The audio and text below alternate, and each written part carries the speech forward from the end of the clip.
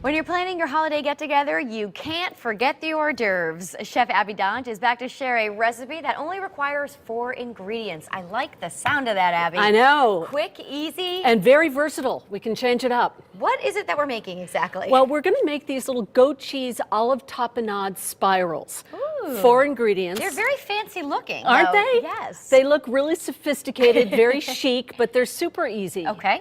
And the 4 ingredients are goat cheese, Okay. olive tapenade, and then we have chives, and then some frozen puff pastry. Great. And frozen puff pastry is It's a okay dough. to use, right? Yes, yes. It's actually a terrific shortcut, whether or not you're making hors d'oeuvres or dessert. Right? Okay. And you know, being a pastry chef, dessert's usually my first and foremost. But I decided, since it was the holidays, that it was time for an hors d'oeuvre at CT Style. I like it. I like it. I'm with you. So basically what we're going to do is we're going to start with the puff pastry. You buy it frozen at the grocery store. Okay. You're going to want to let it thaw, but because it comes in a package, you're going to take it out. It's in this little rectangle. Well, easier said than done. And you want to let it come soften, but not completely. Okay. So chilled, because if you try and open it up when it's frozen, it will crack and break. Got it. So what you'll do is you'll unwrap this, and using a little bit of flour and your rolling pin, you're going to roll it out. And what if you don't have a rolling pin? I have to tell you, I don't own a rolling pin. I should have brought you one. Oh, well, Next time I come, I'll bring you. Well, if you don't have a rolling pin, I always tell people you can use like a Bordeaux wine bottle, one of those nice straight-sided ones. I have one of those. That's usually the reaction that I get. Okay. Using it empty is usually a good idea, but it's the same idea. And you're just going to roll it out into about a 10 by 14 inch rectangle, just like this. And we're going to trim the sides using a little knife. Just trim these edges. Okay. And you can tell, Teresa, that I'm not dragging the knife. I'm using rolling over it, right? I'm doing a quick cut, a very sharp, quick cut.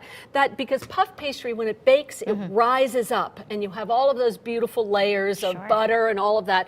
And if you drag the knife, you're going to pinch them all shut. Oh, okay. So you won't get those pretty layers, those crispy, buttery layers. That's a great tip, Abby. I like that one. Okay. Okay, so once we've done that, we're going to turn this on its side, and we're going to spread, oops, excuse me. That's okay. I'll spread the goat cheese out. We're going to spread the goat cheese out, and I use a little offset knife, spatula, which is great. And this is probably where the versatility comes in, because you don't necessarily have to use goat cheese, right? No, you can use feta as long as it's something creamy. I love making this with blue cheese, a creamy blue cheese, really delicious. So we're just going to spread this all the way out into a nice thin layer. All right. And I have one that's already done, so we'll use that one. Yeah, we'll move this over here and do this. And now for our next layer. Yes. Olive tapenade. It smells so good. It's a very strong flavor. You and I were talking about how 4 ingredient recipes, it's very important to have strong flavors because they all have to speak to you, right? They all have to sing.